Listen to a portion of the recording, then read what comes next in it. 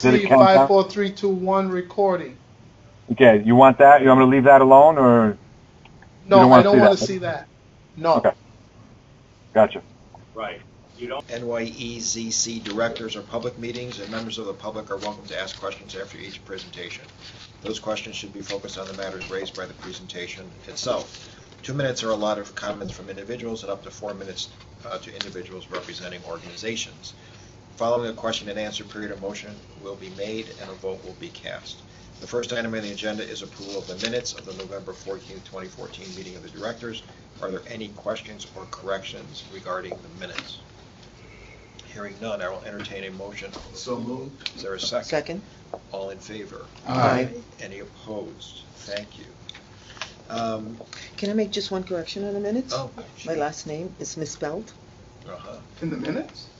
Well, the director's present, there's an N missing. We will definitely fix it. I was called a lemon in French. I'm grateful you speak only Spanish.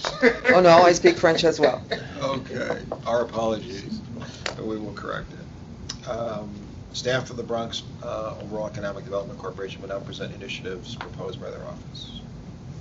So Marlene, the floor is yours. I'm going to pass the floor on to my staff.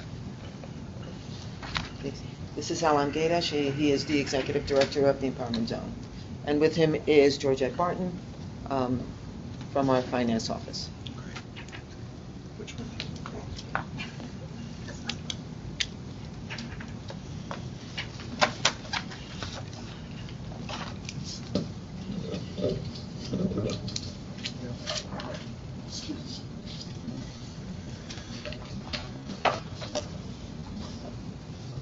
There's a little bit of feedback, so. Go ahead. It's good now. Okay. Good morning, everyone. Currently before you, in the proposal that we have before the board, is a budget proposal for $725,000, which is a slight increment from last year's budget, which was approved. Namely, there were several changes in the budget. One is the increase of a salary of $50,000 for the credit analysts, and I'll explain why that is necessary shortly. Two is an increase in the legal fees, which again I'll explain why is necessary shortly. There have been a variety of other small changes within the budget from the prior year. Copy leasing, motor vehicles, things of that nature, but nothing that is in stark difference from the prior year. The salary increment goes hand in hand with what BOEDC is looking to go forward with in our strategic plan for the next year coming. And one leg of that strategic plan is multifaceted, but one leg is issuing out new loans from BOEDC, which, with the exception of Smith Electric, really hasn't been done in some time. Currently, we have 2 applications for Empowerment Zone loans on my desk, which are in the process of being written up for the next meeting. But we have to have the credit analyst focus more on EZ loans, which is why we're requesting that his salary be moved into the EZ budget. Additionally, some of the other things that, some of the other legs that BOEDC is looking to implement in this multifaceted approach for the strategic plan for next year is tackling the impaired, defaulted, and non-compliance loans that we have currently issued. Hand in hand with that is increased legal fees. There is the Smith Electric matter, which is currently in litigation. There are a variety of other loans which we are currently pursuing, which has increased our legal fees from the prior year. So there is a third leg, but it doesn't necessarily fall within this budget because we're not prepared to tackle that right now, which is marketing.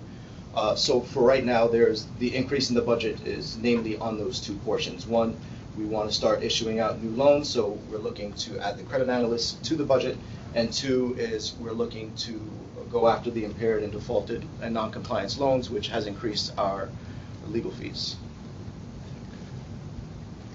If there are any questions, I'll be more than happy to entertain them. I just want to, just for the record, add that the non-compliant loans are over 10 years old, and that's why we want to review them and determine on cost return on investment what we should do with them. We've given them ample opportunity, certainly much more than the length of time that we have been there, and so certainly it's a time to kind of look back in order to move forward. So, and let me just ask a question, is there a new credit analyst? No. Or- Yeah, and I'll just add to that, the staffer has been with BOEDC. He does credit analysis for all of our other funds, a revolving loan, our microloan, a small CDFI loan fund that we have. And so he has always provided in kind to the empowerment zone. In light of the fact that it seems that we're going to be ramping up on the loan portion of the empowerment zone, a decision was made to move him forward in light of the size and the structure and the number of loans that are moving forward. Okay, so there's more responsibility and more areas where they're working. Oh, yes. Yeah. Oh, yes.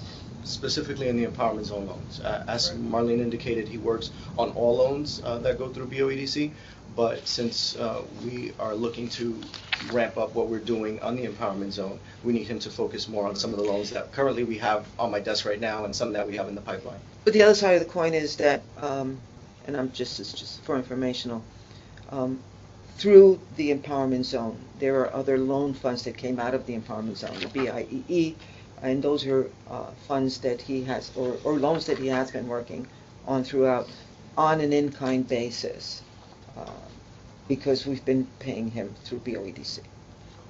Could you describe the projects that you have in the pipeline?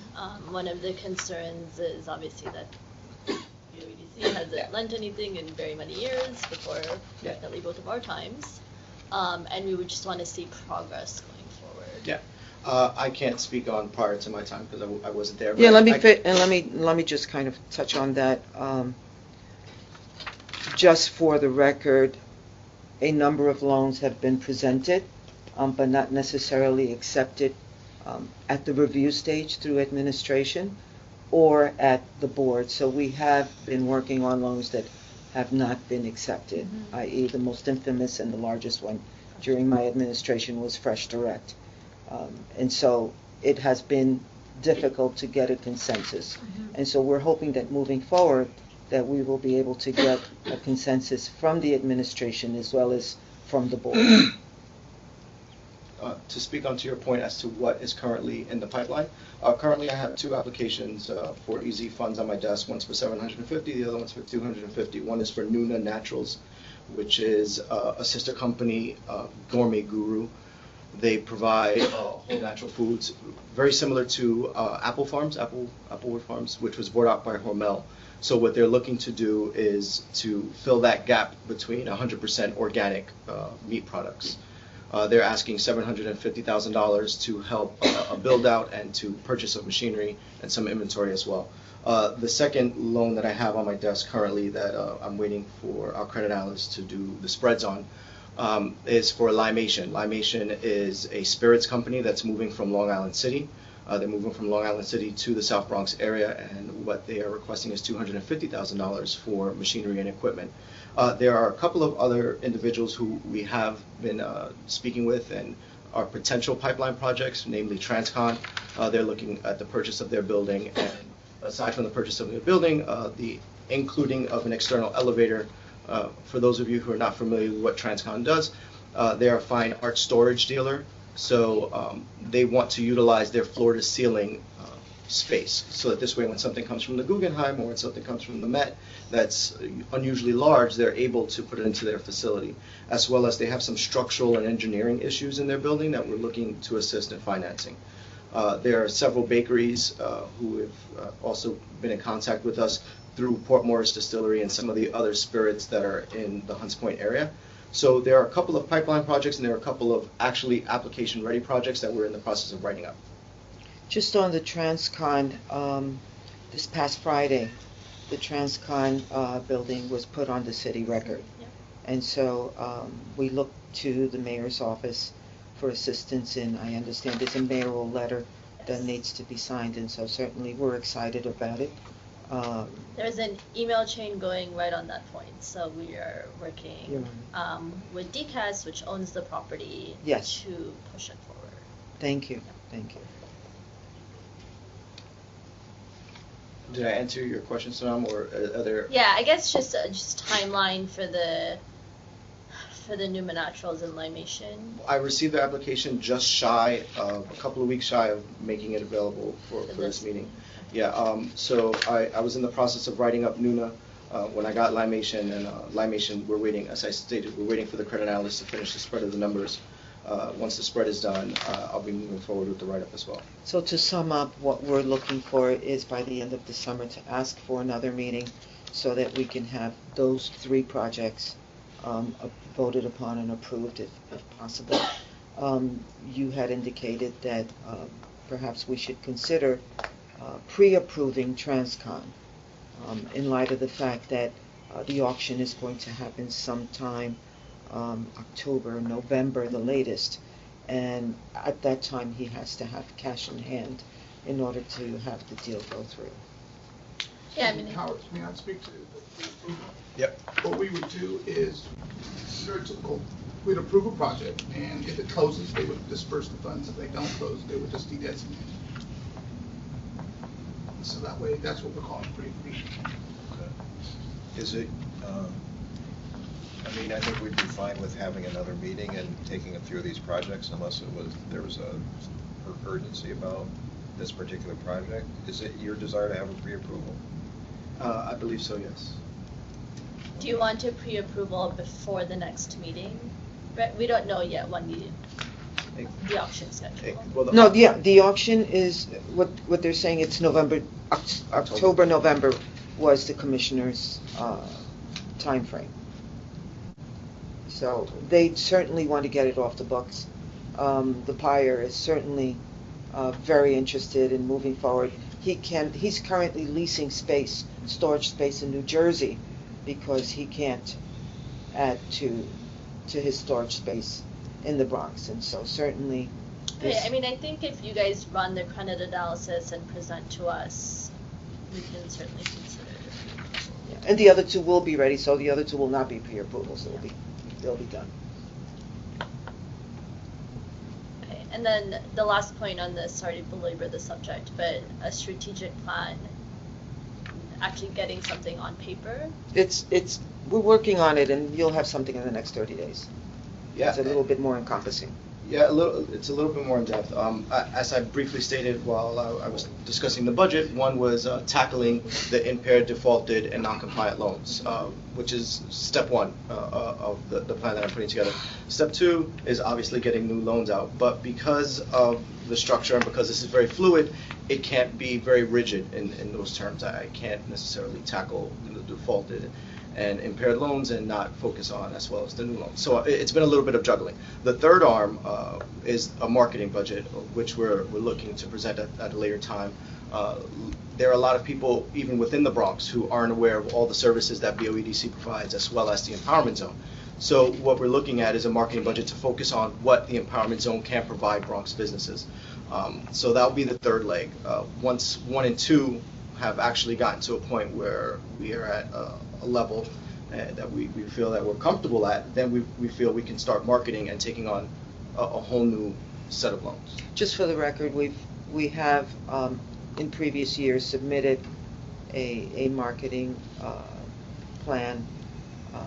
Once when I got here, there was a marketing plan that had been approved maybe 4 or 5 years before. It was really outdated, and we de-designated that fund and submitted another plan, and it was never approved. So certainly we are encouraged to move forward and hopefully get an approval of a marketing plan moving forward, especially in light of the fact that the Bronx seems to be a little hot these days.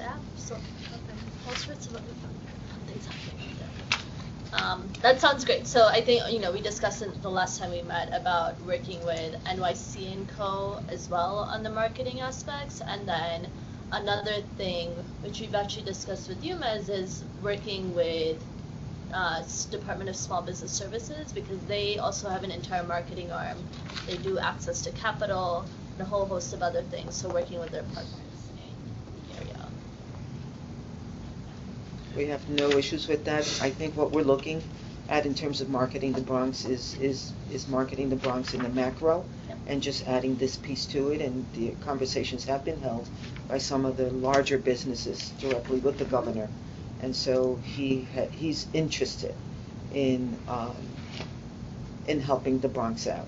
And so certainly whatever plan we submit would be one that is in tandem with the bigger picture so that the whole Bronx can benefit. So the state echoes the concern on the development of the strategic plan and is eager to see progress on advancing the mission, loans and grants. Is there a value, do you think, in having these meetings a bit more often? When was the last meeting that we had? Last year? Let's go to the minutes. November of last year. Okay, so maybe that's sort of the way we structure this as part of the problem. Can we, given sort of some diminished activity relative to expectation or aspiration, I suggest we, meet a bit more often. Anyone object to meeting a bit more often? No, I don't. Historically, it's always predicated on projects that have been approved by our respective boards, but I don't think that there's anything that restricts us from meeting for the sake of information and furtherance of our respective agendas. I mean, given what we've heard, sounds like there's going to be some projects to vote on pretty Absolutely. soon anyway, right? Yes. Absolutely. So, but let's keep an open mind to maybe getting together more often. You all seem like nice folks. We'd love to. And so do you. Is there any other presentation that you want to do with respect to the budget, or has that concluded your presentation with respect to That the budget? concludes current. Okay. Is there any other questions from the directors regarding the budget? Is there any questions from the public regarding the budget or comment? Great. Is there a motion to approve the budget as presented? Motion to approve. Is there a second? I'll second. I'll second. All in favor? Aye. Any opposed? Okay, thank you. The budget is approved. The BOEDC, yes, has been approved. Staff for the Upper Manhattan Empowerment Zone Development Corporation will now present initiatives proposed by their office.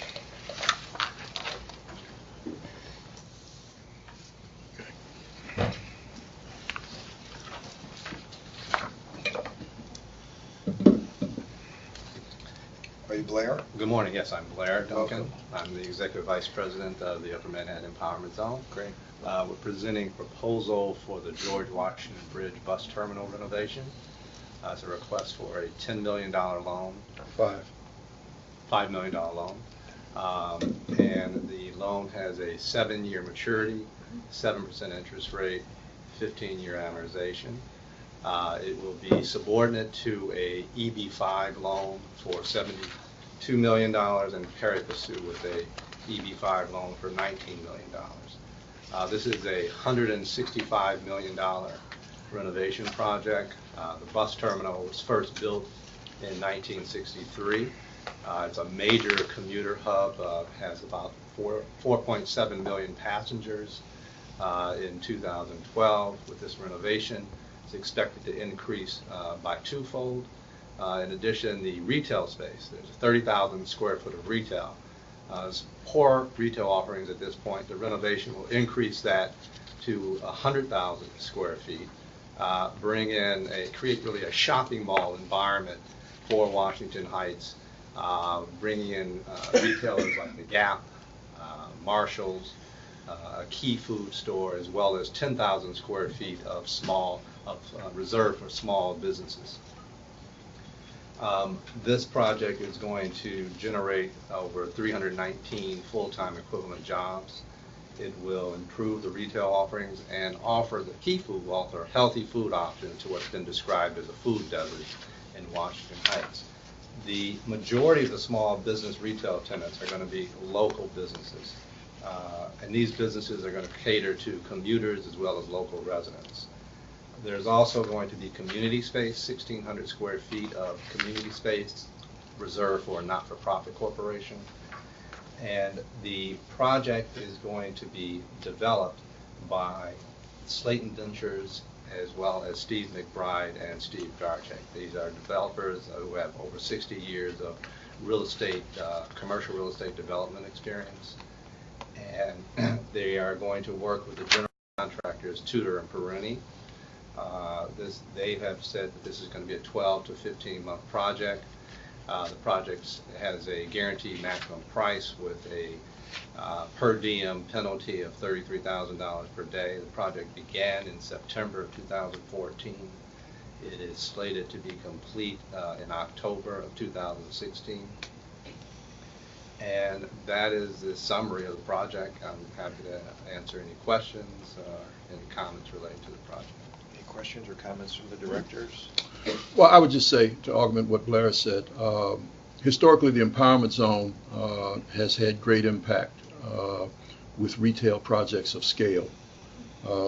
In 2000, which preceded my arrival, Harlem, USA, which was the first retail complex of its kind, was developed with assistance from the empowerment zone and really was the clarion call for the larger market to recognize 125th Street as a place where you could do business and get a good return, as well as having an underserved market.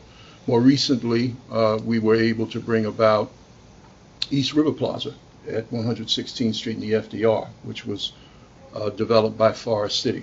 So this project, aside from the merits that Blair has enunciated, enables us to bring a similar impact to Washington Heights, and that's something that we wanted to do for a long time. And we think this project is, through a combination of goods and services and jobs, will have a very, very beneficial impact in terms of Washington Heights, and will also be a magnet for other retail that I think will elevate choices in that neighborhood. It's a great project. It was great to read. Thank you for the presentation on this. It was thorough.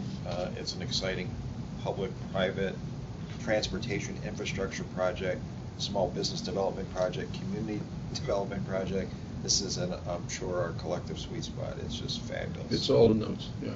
Yeah, great job. Very exciting. Yeah. And I just want to add that this is a major transportation hub, one of the city's largest, in a congested commercial residential community, which has been calling and crying out for expansion for years. So we're excited about this project. It's a challenge, but we look forward. This will help tremendously the businesses that are looking forward to being the occupants in the new development. Thank you. Okay. Any other questions from directors? Any comments, any questions or comments from the public? A motion to approve this project? So moved. Second. Second. All in favor? Aye. Any opposed? Thank you. Is Joe Middleton here to present the Business Resource and Investment Service Center Initiative? Yes. Welcome. Good morning. Good morning. UMass seeks the New York Empowerment Zone Board of Directors approval for a grant of up to $387,422 to cover the BRISC administrative budget for FY16. As you know, BRISC is a loan program that focuses on small businesses that offer value products and services that are not provided in the Upper Manhattan Empowerment Zone community, that support UMass anchor projects that are expanding into or within the Empowerment Zone and that will become more competitive with BRISC support. BRISC will provide loans from $50,000 to $250,000 to startups and existing businesses in a space that, for the most part, is not being served by traditional banks or other alternative lending sources. BRISC utilizes a wide range of resources to identify and assist potential loan clients. Over the course of the past year, BRISC has sought to better coordinate its effort with existing local and underutilized assets to expand neighborhood reach in an effort to augment the number of initial inquiries, to provide substantial technical assistance to those interested in qualified applicants at the neighborhood level, and to provide additional follow-up and support to pending inquiries when appropriate. Just as a follow-up to our initiative review meeting, we have reached out to the New York Business Solutions Center, New York City Business Solutions Center, in an effort to kind of like work with them to better provide technical assistance at the preparedness level moving forward. So, and again, tapping into the notion of utilizing available assets to expand the qualification and the quality of our loan client pool. BRISC service delivery period ranges from a period of 2 months for the better prepared clients, and for up to 2 years for the more challenged client. During the fiscal year 2015, BRIS reviewed 18 qualified loan requests. Of the 18 qualified loan requests, BRIS underwrote and approved 3 of those loans. We had 3 loans in the pipeline, which, by the way, one of those loans came from the Business Solutions Center that we are looking to review. So the relationship is there. And additional loans remain in the pipeline that we hope to underwrite going forward. The proposed budget will augment the organization's capacity through hiring the dedicated business outreach specialists to market, promote, and assist in the coordination of BRIS and other small business access to capital programs. In terms of staffing, the proposed budget will support 2 1/4 full-time equivalent staff positions. The FY16 proposed budget of $387,422 is 5% higher than the organization's FY15 budget, but 9% below the FY14 budget. The increase in this particular amount is due to the anticipated higher legal cost as well as personnel expense in terms of that of the outreach coordinator. Again, BRIS seeks your approval for a grant in the amount of up to $387,000 to cover the BRIS administrative budget for 2016. Any questions from directors on the BRISC budget? No, I would just add, Howard, that in addition to the $5 million loan that we're doing on GWB, there's several small businesses that are in the queue. We're still evaluating, but BRISC would be the vehicle to make loans to those businesses so that they can occupy the retail space in GWB. Great. Are you looking at other businesses in the area?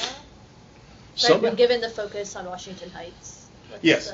Yes, we are in that particular area right now, not up that high, but we welcome any clients from that area.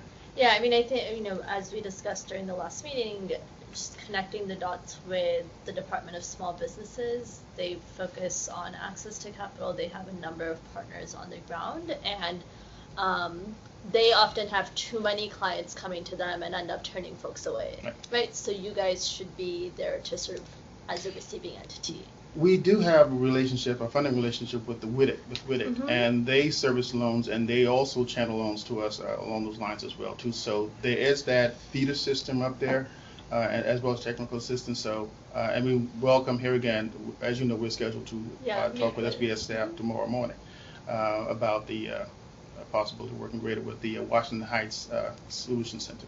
And we also source, as you know, Sanam, microloans through Grameen, Mm-hmm. and Axion. Yep. So I think we're covering all levels of business up there. Yeah, and another thing, something I work on is a women's entrepreneurship initiative that is run out of SBS, and we're going to be ramping that up.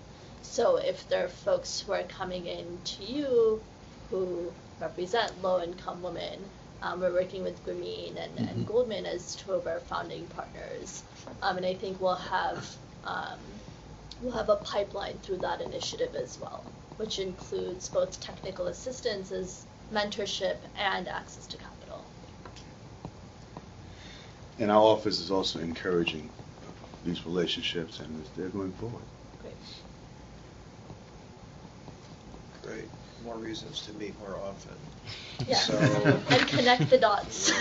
all right, so any other questions or comments from director? I'm just going to add a comment, and that is that a lot has been said about Upper Manhattan and the fact that there is so much warehousing of commercial space, and it's kind of eking into the Bronx, and certainly you have an opportunity as a result of this particular project to provide very long-term leases, hopefully, to some of the businesses that have been displaced by these less scrupulous commercial owners. And so certainly there's an opportunity here because they're predominantly minority and women-owned businesses that are being impacted. I spend a lot of time up there for personal reasons, and my hairdresser has been displaced 3 times in 2 years. And so there's big issues up there, and we're delighted that you're there. Absolutely. So moved. Your hair looks good. Any other questions or comments from directors? Any questions or comments from public? Is there a motion to approve So the moved. admin budget for BRIS? Second. Is there all in favor? Aye. Any opposed? Thank you. Thank you. Is Bert Gibson in the room? Good morning. Great. Good morning. I'm here to present to you the administrative budget of UMES for FY 15-16.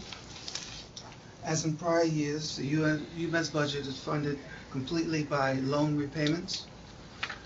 The overall FY 16 budget is approximately 2% higher than FY 2015 and 1% lower than the FY 14 budget.